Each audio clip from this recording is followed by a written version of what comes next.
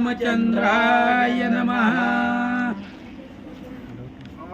जरा थोडस पडेल कारण ती मोबाईल ठेवायचा लागता श्रीराम पादरजक्कन जाऊन ह्या पाषाणपण जाहले अहिल्या उद्धरण ते दार ग्रहण गौतमे केले. या ठिकाणी गणपती पांडुरंगा करू मनमान दुसरे चरण संतासिया त्यांच्या कृपादान एकतेचा विस्तारू बाबाजी सद्गुरु दास तुका जयांची केल्या स्मरण वंदू श्री नमस्कारून आता आवाज मोठा करा की मला नाही चढतोय त्यांचा बरोबर आहे. वाचा होईल तुम्ही वाचा की. कोणा वाचू लागता श्रीराम पादच रजक्कन जाऊन ह्या पाषाणपण झाले अहिल्या धरण दार ग्रहण गौतमे केले. आणि या ठिकाणी ग्रंथकर्ते कथेला सुरुवात करतात की आता आपण ऐकलं की अहिल्याचा उद्धार या ठिकाणी झालेला आहे. श्रीरामाच्या पदस्पर्शाने असणारी जी दगड होती किंवा शिळा होती त्या शिळा असलेल्या अहिल्याचा उद्धार झाला. त्या शिळेमधून बाई निर्माण झाली. ती गौतम ऋषीच्या त्या ठिकाणी अहिल्याचा उद्धार झाला. दाराहरण म्हणजे गौतम ऋषीने आपल्या दाराग्रहण पत्नी म्हणून स्वीकार त्या गौतम ऋषीने केला गेला. अशा प्रकारची कथा आपण ऐकली आहे. बरोबर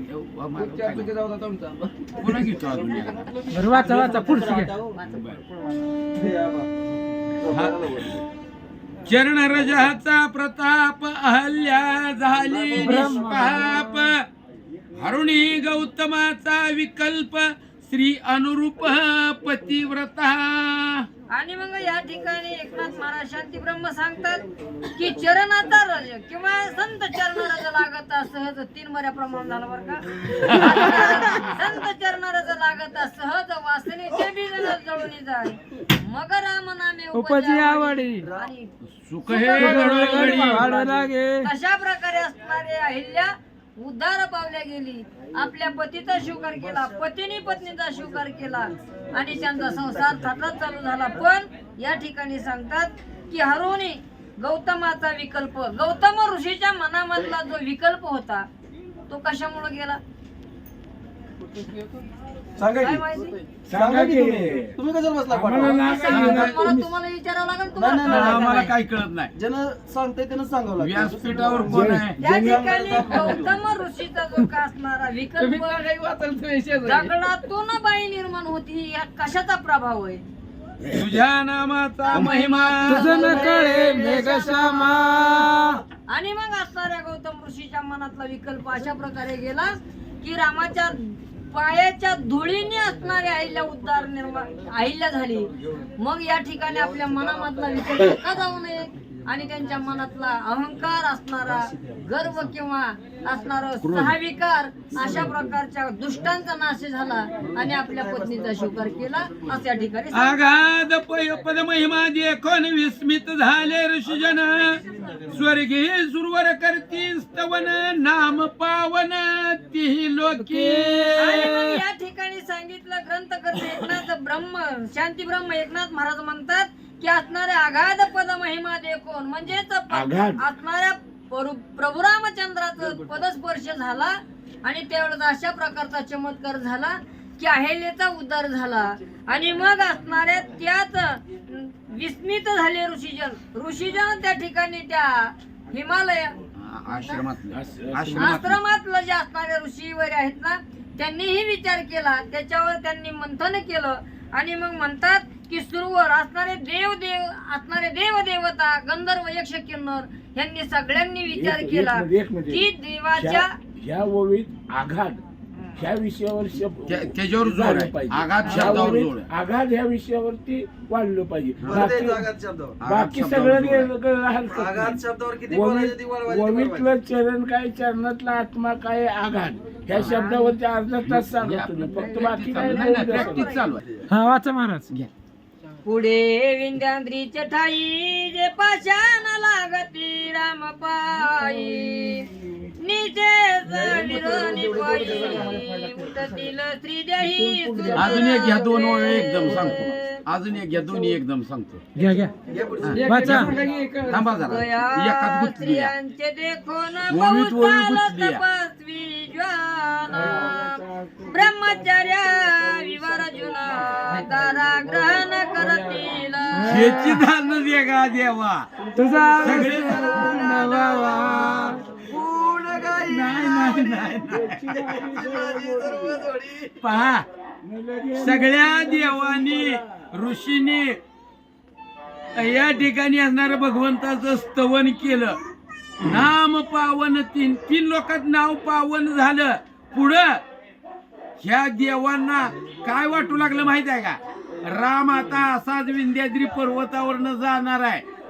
विंध्याद्री पर्वतावरती रामाच्या पायाची धूळ दगडांना लागणार आहे. एका शिळेला लागली तर सुंदर अहिल्या निर्माण झाली. आता प्रत्येक दगडाला जर रामरायाचा पाय लागला कित्येक सुंदर तरुणी निर्माण होतील आणि मग लुंगी सुंगी होऊन मागे धावती. म्हणले असणार बहुसाल मोठमोठाले तपस्वी सुद्धा म्हणले या ठिकाणी सुंदर स्त्रियांना पाहून भुलले जातील. देवऋषी वैरमंदारी राम कीर्तनात समेळी चालती आनंद कल्लोळी पुढे कितीला देखिली. असो नाही, ओळी राहील, ओळी राहील. त्या स्त्रियांची देखून डबल घेतली. हो सॉरी, बरोबर, माझं लक्ष नाही. पहा, एकूण काय नात्राया म्हणतात. असू द्या, बाकी जातात सांगत बसायला सवड बी नाही. आता काय झालं उपडायचं झालं काय तर रामरायाच्या कीर्तनाच्या आनंदानं सगळे चालले. चालती आनंद कल्लोळी, आनंदाचे डोही आनंद तरंग, आनंदाची अंग आनंदाचे. आणि असं आनंदानं चालत असताना झळझळीत सोनसळा कळस दिसत अशा प्रकारे सुंदर असणारी सुशोभित असणारी मिथिला नगरी सर्व ऋषीजनांनी पाहिली. विदेहाची विदेह पुरी पताका झळकती चिदंबरी रविचंद्राची लोपणी थोरी रत्न कळसाच्या हारी शोभती. पहा, विदेहाची विदेहपुरी. विदेहपुरी या ठिकाणी आपण विदेही आपण हा? हा. फोड करा चांगली. जमती का नाही सांगता येत नाही. प्रयत्न करतो हा, प्रयत्न करतो. या ठिकाणी असणाऱ्या ऋषीजनांनी माझ्या असणाऱ्या जनकाची नगरी पाहिली आणि जनकाला या ठिकाणी विदेही हा हे एक नाम आहे. ह्याच्यावर चाललं पाहिजे विदेह. आणि जेवढे राजे मिथिला नगरीला झाले, जेवढे राजे मिथिला नगरीला झाले त्या सर्व राजांना जनक हेच नाव होत. अशा असणाऱ्या त्या जनकाचं दुसरं नाव काय आहे तर विदेही जनक. विदेही का म्हटलं जात होत तर तसं पाहिलं तर जनक राजा होता, प्रपंच करत होता, सुंदर पत्नी होती, राजकारभार करत होता, म्हणजे कामधंदा सोडलेला नाही. आता हा एक बाजू झाली. प्रपंच करत होता पण प्रपंच साधूनी साधी परमार्था प्रपंचही करत होता पण त्याच बरोबर परमार्थही चुकू देत नव्हता. एक पाय माझ्या जनक राजाचा अग्नीमध्ये जळत असायचा तर दुसरा तोच असणारा राजदरबारामध्ये सुशोभित राजाचा पद म्हणून शोभत. म्हणजे या देहा आसो कोटे तो आठवची नाही देही भूदशा. या देहाला काय होत कबीरांचा दोहा किंवा कबीरांचं प्रमाण सर्वांना माहित वा आहे. वा वा कुत्ता जाने और शंभडी जाने. त्याप्रमाणे या देहाला काय होतंय याचा विचार जनकांनी कधीही केलेला नव्हता. आणि म्हणून विदेही जनक ही उपाधी फक्त आणि फक्त जनकालाच शोभत होती. इतर तुलने काय पुढे बाकी कुणीही त्या शब्दाच्या योग्यतेचा नाही. असो अजून एक आश- दृष्टांत आहे का? हरिकथेचं. हा. सांगितलं विदेह पुरी. हा बरोबर आहे. आईसा भरत रामे कोंदला आणि तो देशाची राम झाला. जसा यथा राजा तथा प्रजा. अंधेर नगरी चोपट राजा आता सगळं सांगायचं असू द्या. म्हणजे जसा राजा अशी प्रजा. तशी प्रजा. नवनाथामध्ये एक ओवी पूर्ण ओवी पाठ नाही पण एक थोडं. कसं आहे की आता ऐका. जात्याच वरमायाळशीन काय पहावी वराडी. वा वा वा जसा घरातला करता पुरुष असेल तस घरातले चालतात. मग जसा राजा तसा त्याचा पहा. जसा राजा तशा प्रकारची प्रजा असते.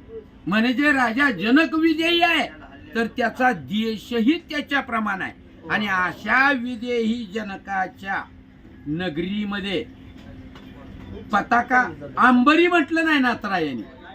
पताका झळकती चिदंबरी.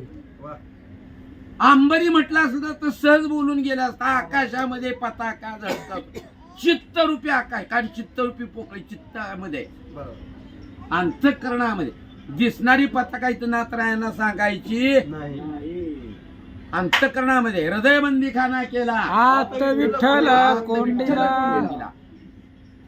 हे 3.5 हाताची मिथिळा नगरी आहे. आणि त्यामध्ये असणाऱ्या या पताका शोभून दिसत होत्या.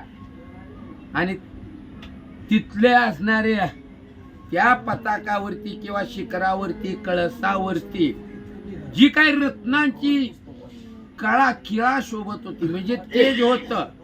ते तेज म्हणजे काय रविचंद्राची लोपोनी प्रभा. थोरी.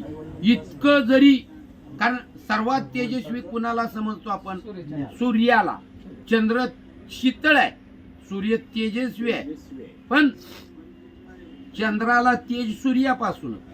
पण या ठिकाणी आता चंद्र आणि सूर्य हे म्हणायचंच नाहीये. चंद्र सूर्य दोन्ही डोळे तुका म्हणे नेनो युक्तीची या खोली. म्हणून ठेविली पाय. कारण ज्यांचं देखणे पण आपण देखणं म्हणजे सौंदर्य रूपी पाहतो. पण जे दृष्टीनं चांगलं पाहतात त्याला देखणा म्हटलं जातं. चांगलं पाहत. अशा प्रकारे जिथं चंद्र सूर्याला कारण एक आपल्याकडे म्हण आहे बघा अगदी पूर्वीपासून जे न देखे रवी ते कवी ते देखे कवी. और जे न देखे कवी ते देखे अनुभवी. वा वा वा वा वा. कळे अनुभवी त्याच्या सर. दुसऱ्या मिळे ओवी. तर अशा प्रकारे या ठिकाणी असणार ते साचार अनुभव. हा अशा प्रकारे ते असणारे सर्व जनक नगरी शोभून दिसते आहे. झालं संपलं प्रवचनच झालं. हा. ओवी सांगायची. झाली ओवी झाली झाली. चपल शिवाचा. वाचा वाचा वाचा थोडा मला. म्हणून सांगितलं होतं मला ते बरं, आता बारीक तुकडं केलं नाही. चांगला बघा करा. वाचा वाचा चला घ्या. पटापटा घ्या आता. आवाजला अभ्यास चालू आहे. चुकल्याशिवाय तर शिकणार नाही. पण स्त्रियेची आशोभा पूर्णत्व पूर्ण करीन बात. प्राण स्तब्ध राहे उभा होय प्रवेश रंभा आल्हाद. वनश्रीची या शोभा आणि पूर्णत्वे पूर्ण करी प्रभा. नभा प्राणस्तब्ध राहे उभा नभ प्रवेश आकाश हृदय रूपी पोकळी हृदय आकाश चिदाकाश म्हटलं जातं चालेल, बसायचं म्हणलं तर नाही